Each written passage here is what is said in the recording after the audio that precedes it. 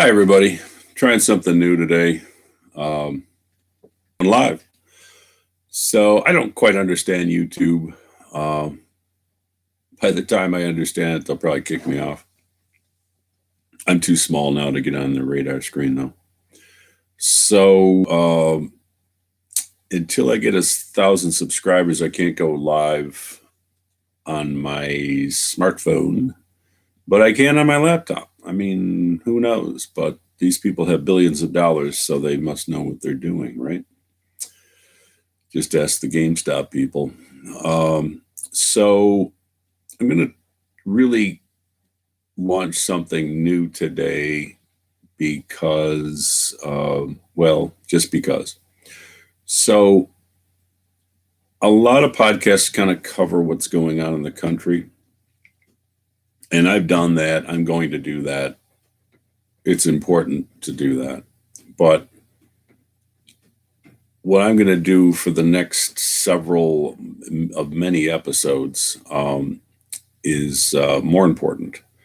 So we know what's going on in the country. Basically, we have this doofus in the White House who doesn't even know what he's doing. He's a tool for whoever's controlling him. I mean, who knows really? Who cares? We have gone from bad to worse. We've been in this lockdown mode for a year. It's subsidized by borrowing from our kids and grandchildren and great-grandchildren. And then now it's just going to be worse. We have a left progressive president, Congress.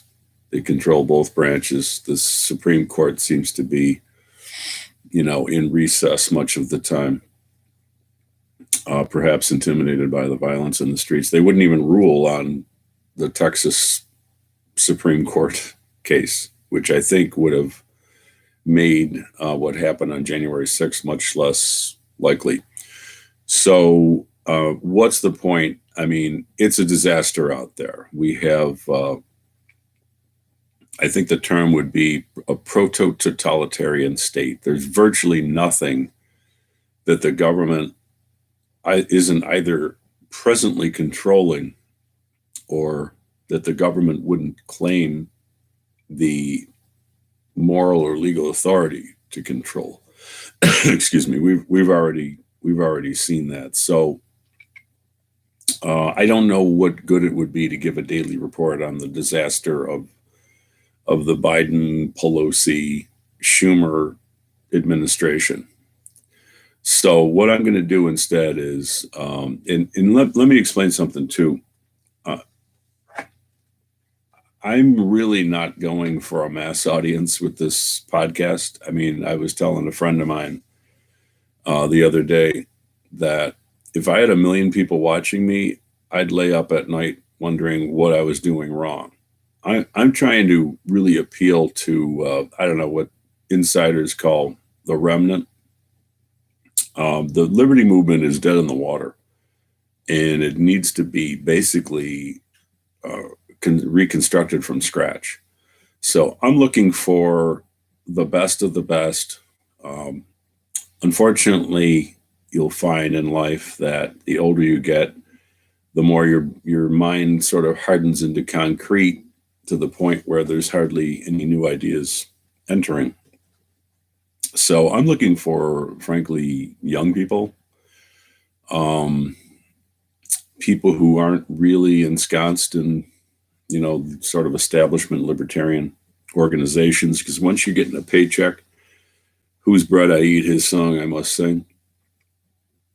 I'm looking for volunteers at the moment. Some of it might turn into, paid gigs. I always try to, like Hyman Roth, I always try to make money for my partners. I actually have, over the years, put some money into the pockets of people who, were very loyal and, did work with no expectation of reward.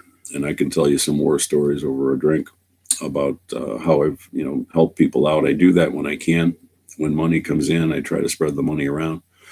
I'm not greedy, but I'm looking for really the hardcore, the best of the best, who don't want to experience what I've experienced, which is, 50 years of a movement that has failed, and it is failing now. And I'm going to give it my best shot for certainly the rest of this year to get this movement back going again. I have a million ideas, and if I had a slightly bigger army, a slightly bigger budget, those ideas would be executed, and they will be executed, I'm confident. So what I want to start to do, let me get into fundraising. So I don't ask for donations. I'm not going to get into a whole spiel about why that's true. It's just true. I'm going to fund everything I do, libertymovement.org, which it may not even be up at the moment. We're working on it, but it's not ready for prime time anyway. But everything I do is going to be funded by free market profits, mainly my books. I have 7 books. That's what I'm going to be talking about today.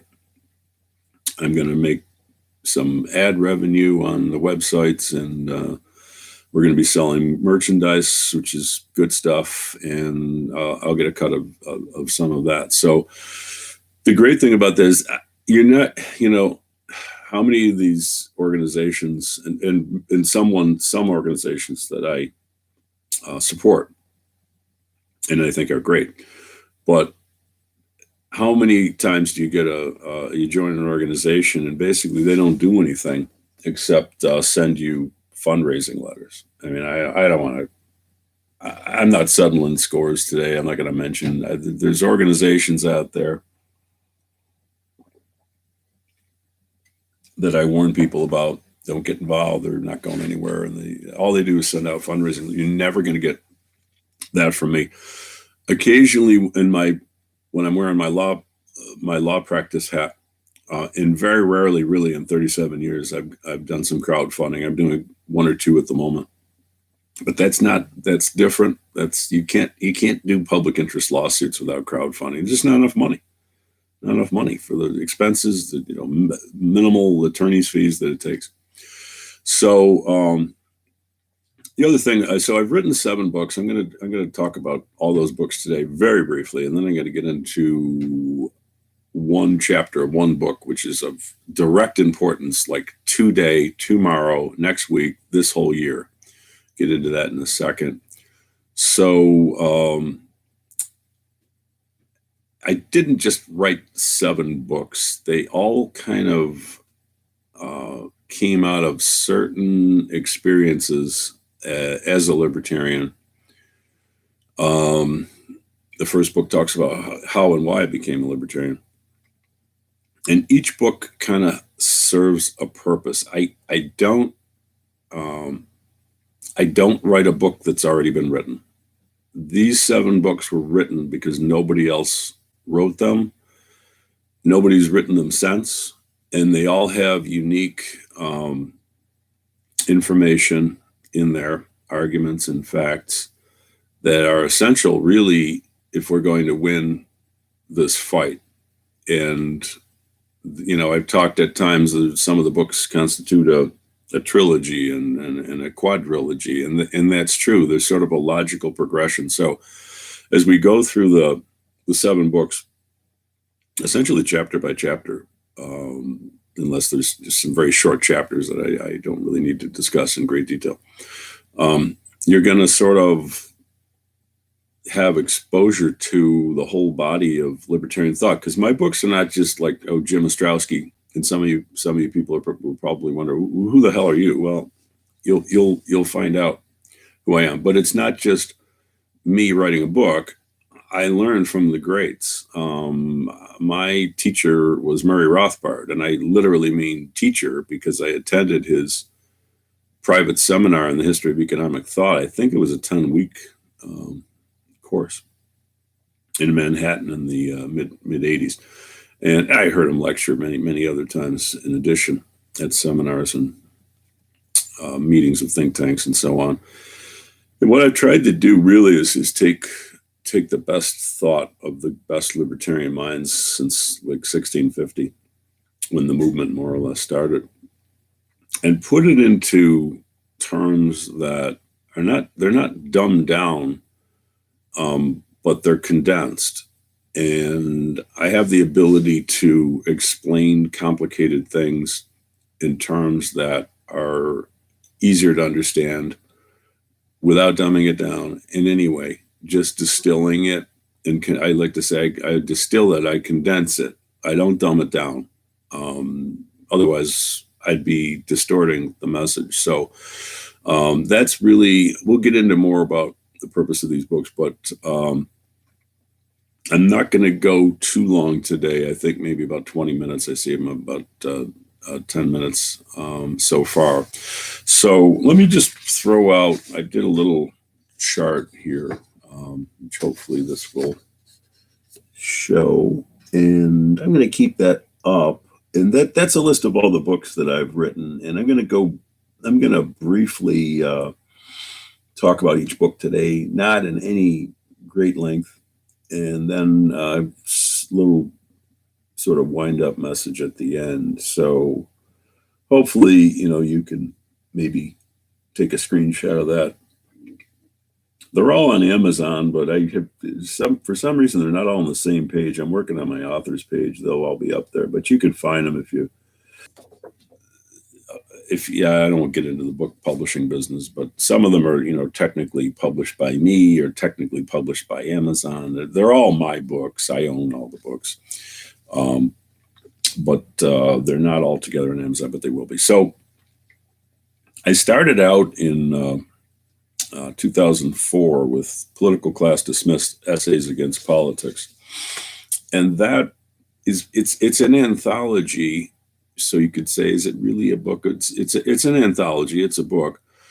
And I'm going to go through this book in detail because it's really important, in my opinion, to understand, where the movement is and why we're having problems and so on. And then I build on that in the future books. But the way it got started is actually kind of interesting. Lou Rockwell asked me to do a paper at the Mises Institute.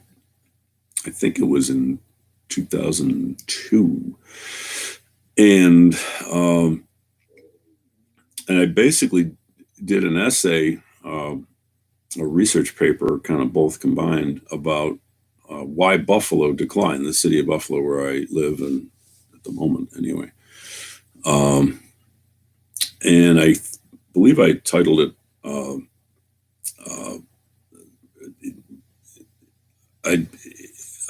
I know I stated it was a Rothbardian analysis. And it's funny, when I start to write, I can be a little prolix, is that the word? So the thing kind of grew into this monumental paper. It was ended up as 25,000 words, which you could imagine I could only even hint at what it was at the actual seminar. So I'm stuck with this. It's back in 2003, 2002.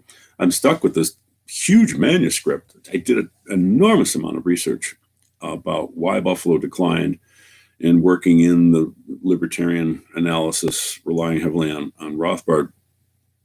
And I just started to think, well, what am I going to do with this thing? I mean, I can't just, put it in a drawer. So I started thinking, well, maybe I'll just publish it as a pamphlet. Excuse me. Maybe I'll serialize it in a local magazine or something. And the idea kind of just expanded. And I decided to publish it in a book form and put it together with all my other, the best of my other material, a lot of which was online, but not really conveniently, put together and not well organized. So the book ends up as it's 50 essays, articles, including the original paper that had never been published before on the decline of Buffalo. And, obviously you can see behind me, I called it Political Class Dismiss. Let's see, Essays Against Politics. I can't read that because it's backwards. Essays Against Politics, including What's Wrong with Buffalo, which is the lead essay. And maybe I shouldn't have put Buffalo in the title, whatever. But Buffalo really stands for like any city USA, but particularly the Northeast Rust Belt, which got particularly heavy hit by sort of big government progressive policies. So there's so much in that book that it's really important to explore, but I'm sort of running out of time talking too much. But what you have to understand is that that's Buffalo City Hall, by the way, and there's a whole story with that judicial hammer, gavel, I guess it's called. There's a really interesting backstory. As my father was a judge, so we'll get into that at the future episode. So, but the bottom line is, since my father was a judge, I have literally been in politics since I was 13, 12 years old. Hard to believe. So I've been in politics for in and around politics for 45 years. I was in the Democratic Party before I became a libertarian. I've been in the Republican Party. I put 2 candidates on the ballot in the Tea Party movement back in the heyday before I got out of that movement. It was co-opted by the GOP.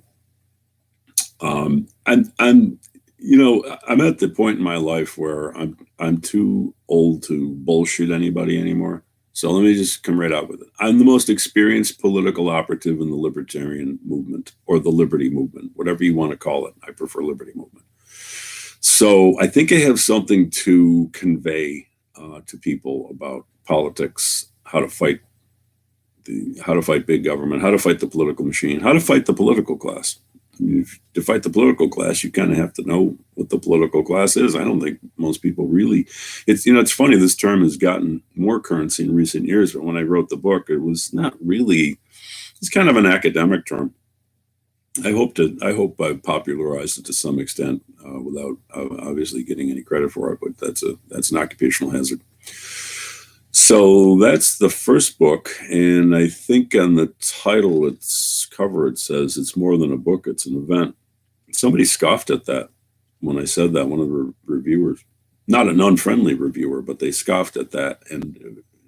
But it was true, it was an event. It actually created a political movement in Buffalo that predated the Tea Party movement, combined with the Tea Party movement, led to all sorts of interesting permutations, including a local businessman running for governor against Andrew Cuomo, which campaign I was involved with for some of the campaign anyway.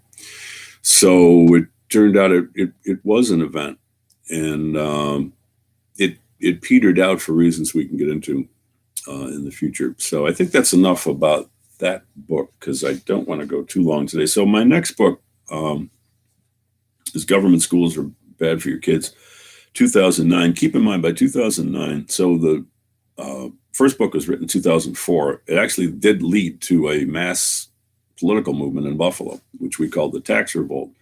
When the Tea Party movement came along a couple of years later, we sort of merged into that. But by 2009, had had several years of intense activism in Buffalo, and got really frustrated, and they closed my kids' school, St. Rose of Lima, in North Buffalo. And I got really angry about that and said, well,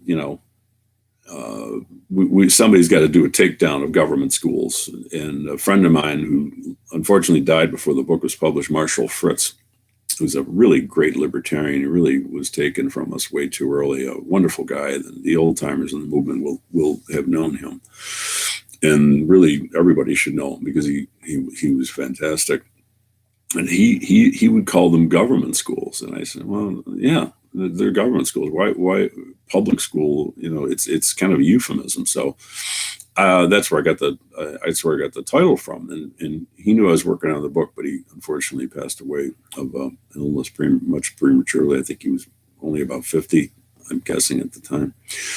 So Government Schools Are Bad for Your Kids is a devastating critique of government schools. It's written like a trial lawyer, which, by the way, I am a trial lawyer, as maybe you can kind of tell. That's Buffalo City Hall, by the way. Beautiful Art Deco building. Hopefully we can privatize it someday and get some real use out of it. It's written like a summation to a jury. It's no holds barred, take no prisoners. One of the differences between me, and I love the academics in our movement, and I don't even want to name them because that's not the point of this discussion, but it will be, even if I name the people I like, it'll be taken as criticism in this context. I'm not a professor. I was a professor for one semester at a local college here before they found out I was an anti-federalist, or maybe they thought I was a bad teacher. Who knows? We'll never know. A lot of politics in academia.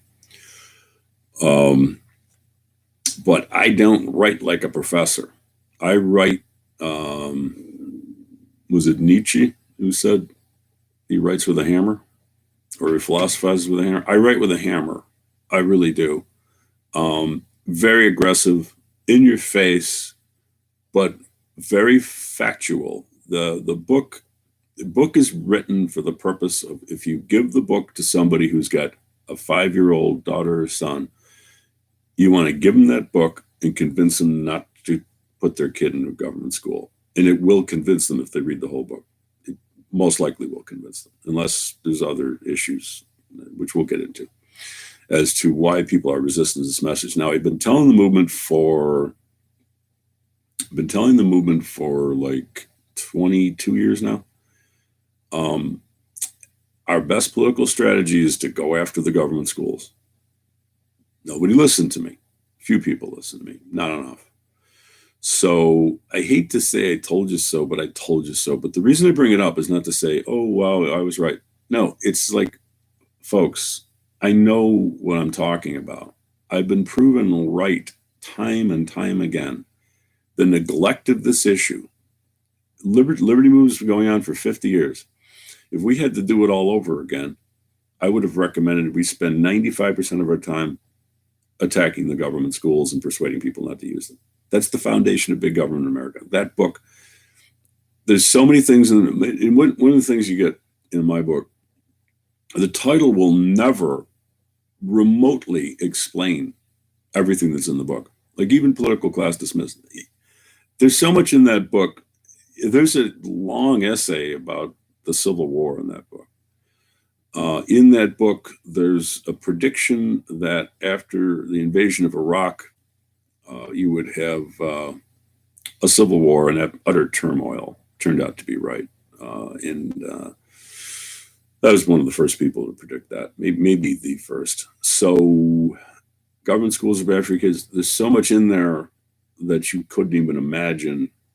But we'll talk about that. We'll spend a number of shows just on the one book. And again, if I'm boring anybody with this stuff, it's probably the wrong podcast. Go watch somebody else. I'm trying to get a revolution started here. The next book, Direct Citizen Action, came out 2010. And government schools is really a form of direct action. The recommendation in the book, not the book itself, obviously. Well, actually, the book itself is, because education is a form of direct action. But real quick, so direct politics is rigged. After I wrote Political Class Dismissed, by the way, people said, well, what are you going to do now?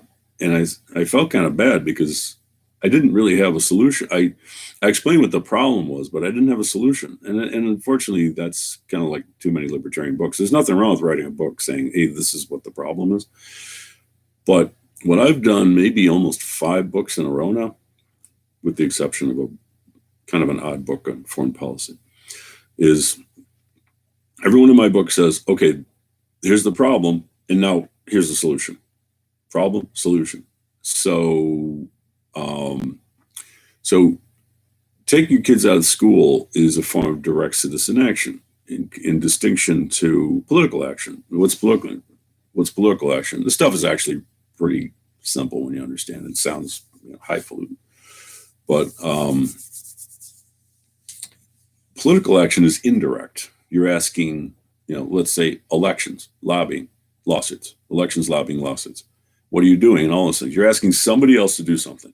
You're usually asking a government official to do something. In which, if you understand the political class, you realize you're usually going to get your head handed to you.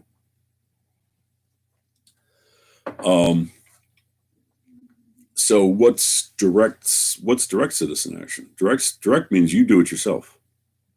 And again, you could spend 50 years trying to reform the public schools, government schools, and fail. And all those reforms have failed, and they will fail for reasons explained in the book.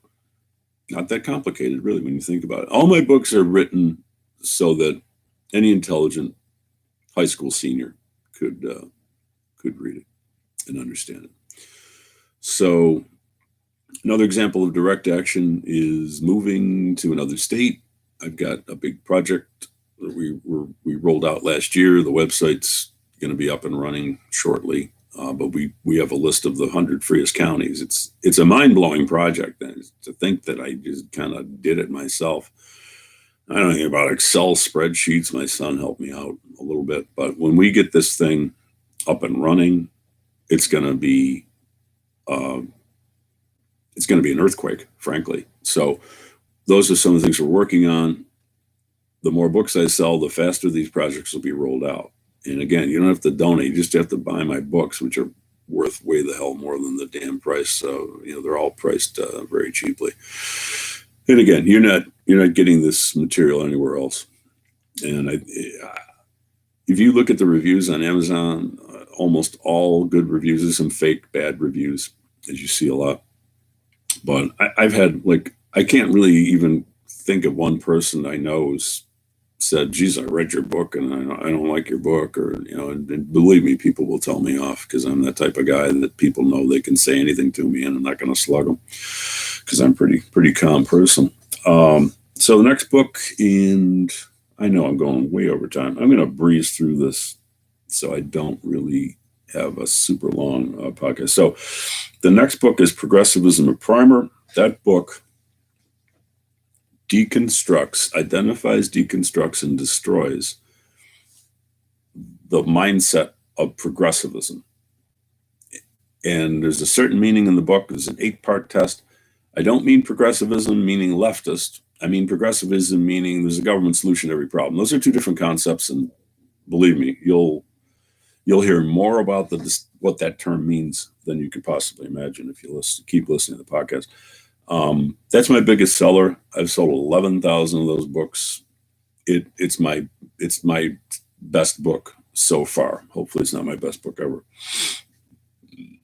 That one, and it expands on the concept of direct citizen action as well.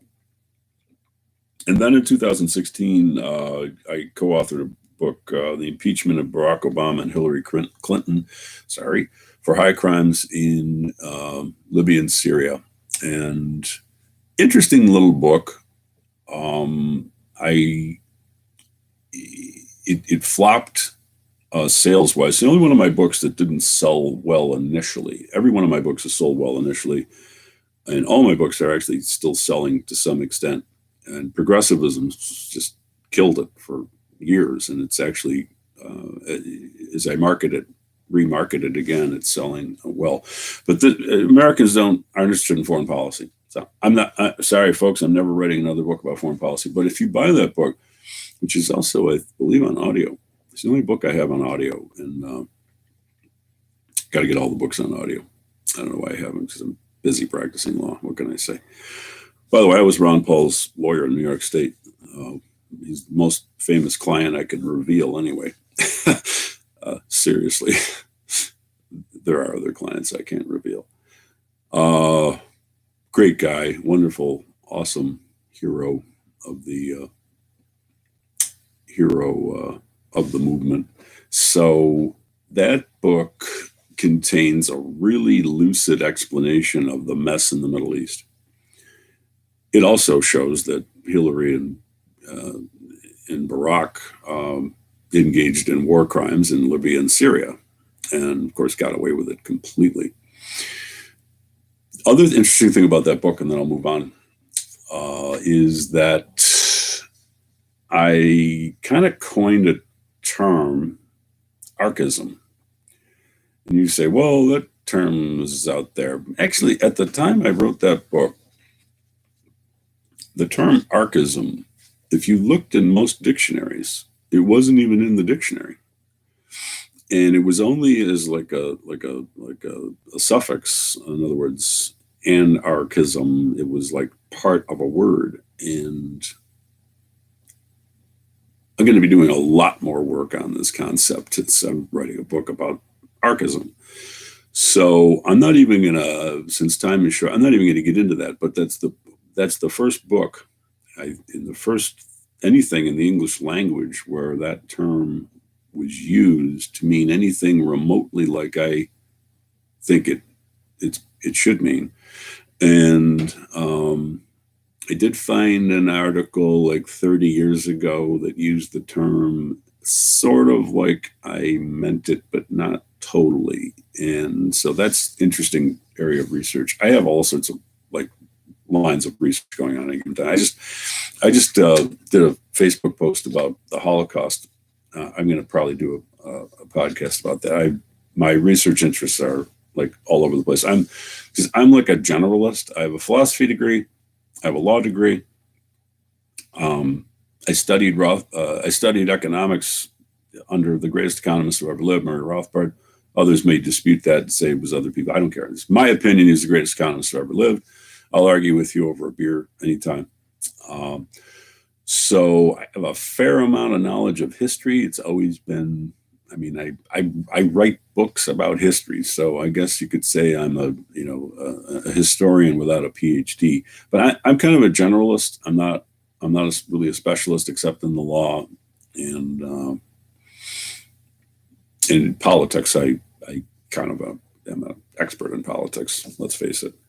So interesting little book that flopped, but I think has some important material in it. The next book, I gave a speech called How We Can Revive the Liberty Movement in 2019. And that was on the occasion of selling 10,000 books, Progressivism of Primer. Also, I was in the movement for 40 years. I was a lawyer for 35 years. I kind of put everything together. I gave a really long speech. Again, I kind of grew on the keyboard to the point where I think it's over 10,000 words. So I said, I'm going to put this on Kindle. And it's a short book or a monograph. I call it a book. It's certainly got enough content in there. It goes through the whole history of the liberty movement, talks about what our peak and why we declined and what to do about it. And there's just a tremendous amount of material in there. So you could put an asterisk on that, but I call it a book. And we'll talk about that in detail. And then I try to wrap this up in a couple minutes. I don't like to go more than a half an hour. So my final book, and by the way, I'm working on at any given time, working on maybe 5 book projects. Excuse me. 2 major book projects and then a couple sort of smaller projects. I'm determined to get 2 more big type books out while I am still healthy. I don't take anything for granted. So my last book was published in 2020. Is called The Second Amendment Works, and I have a copy of that. And hopefully that's readable. I don't understand reverse print and stuff and cameras. It's not my bailiwick. So this book I could talk about this book for 5 hours probably. There's so much stuff in here. The main point of the book is to show that the Second Amendment works. That if you understand, now, what do you mean it works? The gun control movement has all this sort of propaganda. They totally miss the point. The purpose of the Second Amendment is to deter government tyranny. That's the purpose. If you don't know what the purpose is, you can't say it works or not. If you don't understand, the gun control movement has never admitted that the purpose of the Second Amendment is to deter government tyranny. So of course they're going to say it doesn't work. If you understand that that's that is its purpose, then you could say, well, did it work? It works. This is amazing. And nobody really put together the case, as far as I know, before. And I'm litigating this issue in the courts. I'm constantly up against other lawyers. I'm up against the Bloomberg Foundation, the Gabby Giffords Foundation, in a case that's going to the Supreme Court next week, at least for permission to appeal. I haven't had it accepted yet, but there's a decent chance there will be. So a lot of what's in the book is like, I'm like trying to figure out how to answer these high-priced lawyers hired by billionaires. And frankly, I did. I kind of blew them away. And I have a petition. One of the reasons why, why should the big podcast question is, why should we listen to you? There's like 7,000 other people. Well, any other podcasters going to the Supreme Court next week on a case that was in the Second Circuit in federal court in Rochester? I don't think so. In that petition, which will be online, you'll get a kick out of reading it. I cite the book. I cite a lot of stuff I've written because, this whole issue where you can't cite yourself. Well, I don't know. I wrote the definitive paper on, drug legalization, which is directly relevant to the Sullivan Act in New York as to why crime goes up and down. So of course I cited it. So that book is cited. So I'm determined to get out one. So I'm skipping ahead. That's the overview of all the books, the 7 books. But chapter 8 of the Second Amendment works. And by the way, this book it's $6 and maybe $3 on Kindle on Amazon. And if you go in, this book is so important. It's the only, I make a lot of my living selling books. I'm not going to really dump books on for free, but this book is so important. I did put it on for free. Steve Filano is the best Second Amendment activist in the country. 2anys.com. The book, you'll find the book there. You can download it. And if you want to support my research efforts, to produce more research of this kind and so on, and help litigate, because I'm doing the Supreme Court case on a shoestring budget. I think we got $700 in so far. Wow. Buy the damn book on Second Amendment. Every gun owner should have this book. I mean, it's ridiculous. I got kind of killed by the lockdown because right after the book came out, this sort of lockdown happened. I wasn't able to promote it. But one of the things I want to point out, chapter 8, be an educated juror. There's 2 types of juries: trial juries and grand juries. I'm not going to talk about trial juries very much, except to say that the original right to trial by jury meant that the jury could judge the law and the facts. They could overturn an unjust law. Judges have stripped that right away. I think it's outrageous, absolutely outrageous. There's a long discussion of that. But in the times we live in, and I'm not going to get too detailed,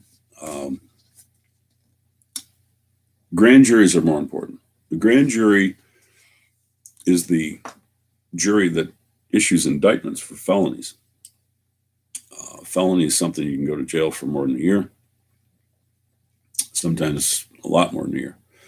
So in the current atmosphere of sort of creeping totalitarianism, where the government has made a lot of things illegal, I call them imaginary crimes. I mean, it's a crime because some politician imagined that something should be illegal that isn't intrinsically wrong or violent, such as possession of a gun, possession of a drug, and lots of other things. Protesting in Washington, joking around on Twitter, being a politician, running for office, and pissing a lot of people off. Hint, hint. So it's really important, and I'm going away from my script here, to understand that grand juries, now the prosecutor is going to try to run circles around you and confuse you and whatever. We'll get into that, all those details later. The bottom line is that, and they won't, the judge and the prosecutor most likely will not tell you this, but you do not have to indict. You will be told in most states, in most courts, if you're on a trial jury, that if the evidence is sufficient, you must convict, which is total violation of every founding father who was a good lawyer said. Basically, judges have judicially repealed the Constitution, which I don't believe they have the right to do, but they have a bigger army than I do. But if you're on a grand jury and you're asked to indict somebody for an imaginary crime, you don't have to. You don't have to. You just don't have to. And in fact, that's stated right in the Criminal Procedure Law of New York. And even if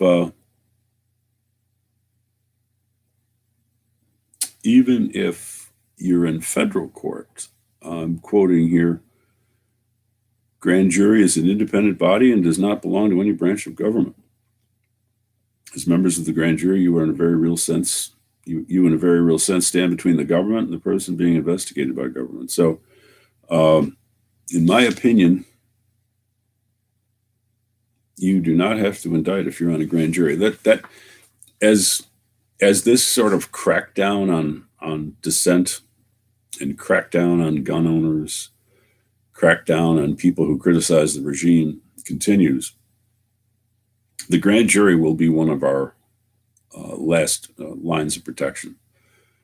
So it's really important to, take it out of order. Get my last book first, The Second Amendment Works, and don't read it in order. Read chapter 8 first. We're going to be doing a lot of educational activity to educate people on their legal rights. And this isn't, if you know anything about jury nullification, this is nullification. Nullification is if the trial jury ignores the judge's instructions and acquits or convicts, contrary to the evidence. There's jury nullification where people are convicted. It shouldn't be too. So the grand jury is not nullifying the law, because the law, as I understand it, doesn't mandate that the grand jury indict in the first place. So that's just maybe sort of a symbol of the 7 books that I've written. Where else are you, that one little factoid in one small chapter of one of my 7 books, directly relevant to everything that's going on in the country right now? Directly relevant. Where else are you going to get that from? Nowhere. So I know I'm way over time. This live stream concept is new. I had a lot more material covered than I anticipated, so I'm going to end it there. Please subscribe to the podcast, Liberty Moving Podcast, and I can start to go live, on the smartphone, which would be very useful, when I'm traveling or doing an event out in the field. I'm on Twitter at Jim Ostrowski. I'm on Facebook. All my books are on Amazon. So over and out, I'll be back in a couple days, and we'll start this series of podcasts about my 7 books on liberty. Have a good day, everybody.